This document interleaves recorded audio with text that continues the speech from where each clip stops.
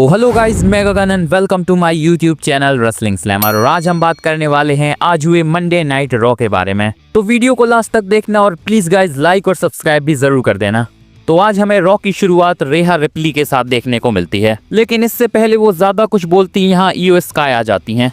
यहाँ Iyo Sky बताती हैं कि एडम पेर्स से उन्होंने बात करी है और एडम पेर्स ने उन्हें मौका दिया है उनका अपोनेंट चुनने के लिए एवोल्यूशन पेपर व्यू में, और ईओ स्काई ने डिसाइड किया है कि वो रेहा रिप्ली ही होंगी। कल मैंने बताया था कि इस मैच की बहुत बड़ी पॉसिबिलिटी है कि ये मैच हमें एवोल्यूशन पेपर व्यू में देखने को मिल सकता है। तो यहाँ इस मैच की ऑफिशियल अनाउंसमेंट हो जाती है। इसके बाद हमें बैक स्टेज से जजमेंट डे देखने को मिलती है, जहाँ एजे स्टाइल्स आकर डोमिनिक मिस्टीरियो को कन्फ्रंट करते हैं, लेकिन डोमिनिक मिस्टीरियो यहाँ बता देते हैं कि वो अभी भी इंजर्ड हैं और अगर एजे स्टाइल्स ने उन्हें हाथ लगाया तो फिर उनका मैच नहीं होगा। तो फिलहाल तो डोमिनिक मिस्टीरियो इंजर्ड हैं और उनके पूरे क्लियर हो जाने के बाद ही हमें एजे स्टाइल्स और डोमिनिक मिस्टीरियो का मैच देखने को मिलेगा। इसके बाद हमें टैग टीम चैंपियनशिप के लिए न्यू डे और जजमेंट डे का मैच देखने को मिलता है। ठीक ठाक मैच हमें यहाँ देखने को मिलता है, जहाँ एक मूवमेंट पर गलती से फिन बेलर कूडीग्रा जेडी मैकडोना को ही लगा देते हैं। मैच के एंड में हम देखते हैं जेडी मैकडोना जेवियर वुड पर मूनसॉल्ट लगाते हैं और इसी के बाद फिन बेलर उन पर कूडीग्रा भी लगा देते हैं और यहाँ जेडी मैकडोना और फिन बेलर फिर से बन गए हैं टैग टीम चैंपियन।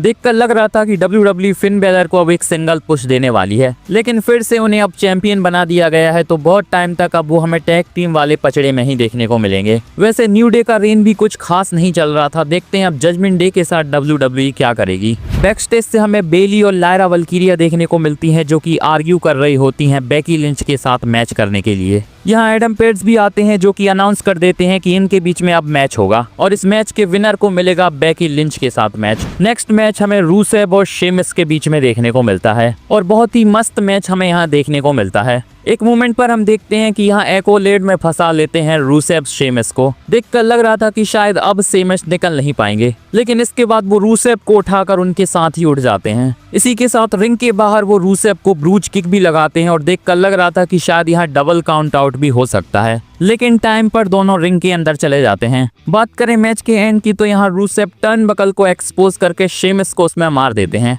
इसी के साथ उन्हें एक किक पड़ती है और जीत यहाँ रूसेव की हो जाती है। फिलहाल देखकर लग नहीं रहा है कि WWE ने यहाँ इनकी फ्यूड को एंड कर दिया है। चांसेस हैं कि इनका match WWE Saturday night main event में भी करा सकती है। इसके बाद हमें बैक स्टेज से देखने को मिलते हैं एडम पेर्स और निक ऑल्डिस, जो कि वुमेन्स टैग टीम चैंपियनशिप की सिचुएशन की बात कर रहे थे। यहाँ जेडी मैकडोना और फिन बेलर आते हैं और फिन बेलर का कहना था कि रकेल रोड्रिगेज से टाइटल को रिलिंक्विश नहीं करवाना चाहिए, बल्कि रोक्सेन परेज को टैग टीम चैंपियनशिप हैंडल कर देनी चाहिए। इसी के साथ एडम पेर्स यहाँ अनाउंस करते हैं कि एवोल्यूशन पेपर व्यू में अब फैटल 4-वे मैच होगा, जहां रॉ, स्मैकडाउन और NXT की टीम्स के साथ रकेल रोड्रिगेज और रोक्सेन परेज को अपने टाइटल को डिफेंड करना पड़ेगा। तो देखकर लग रहा है कि एवोल्यूशन पेपर व्यू में WWE फैटल 4-वे मैच के साथ जा रही है। इसी के साथ यहाँ बैटल रॉयल भी अनाउंस कर दी गई है, जिसका विनर क्लैश इन पेरिस में चैंपियन को फेस करने वाला है। कल मैंने बताया था कि WWE ये मैच भी प्लान कर रही है।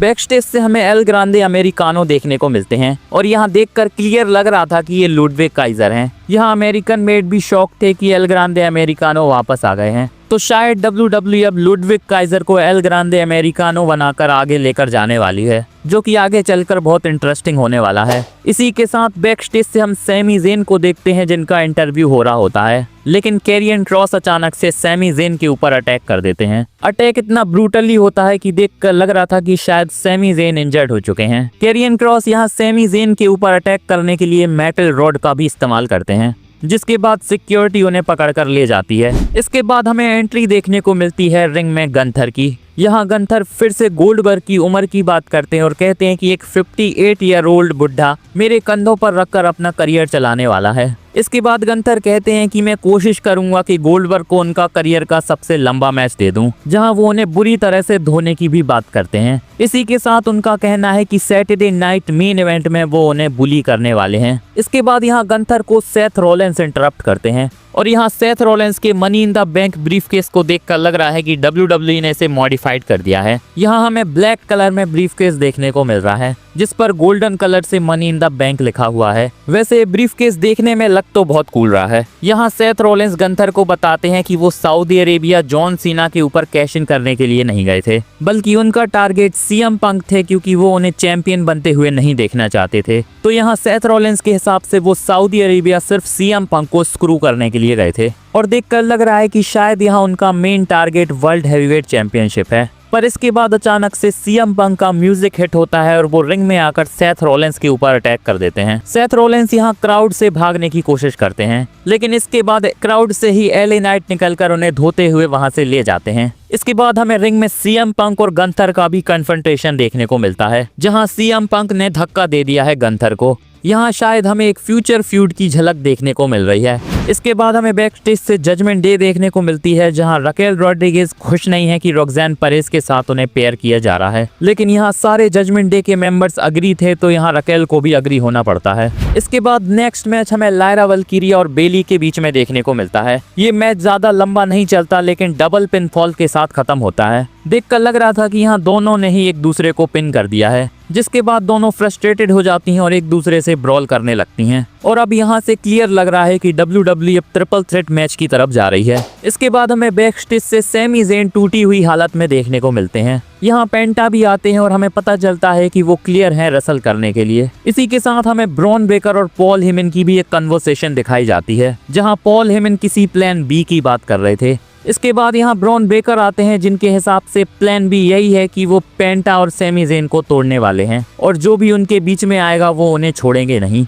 पॉल हेमन यहाँ अग्री तो कर जाते हैं ब्रॉन बेकर से, लेकिन ऑब्वियस है कि उनका ये प्लान नहीं है, और शायद आगे जाकर वो बहुत कुछ बड़ा सोच रहे हैं। नेक्स्ट मैच हमें पेंटा, सैमी ज़ेन, ब्रॉन बेकर और ब्रॉनसन रीड के बीच में देखने को मिलता है। शुरुआत में ब्रॉन बेकर जंप लगाते हैं सैमी ज़ेन के ऊपर अनाउंसिंग टेबल पर। एक अच्छा मोमेंट हमें देखने को मिलता है जब ब्रॉन बेकर स्पेयर मारने के लिए जा रहे होते हैं सैमी ज़ेन को, लेकिन सैमी ज़ेन तभी हेलुआ किक लगा देते हैं, लेकिन ब्रॉनसन रीड यहाँ ब्रॉन बेकर को पिन नहीं होने देते।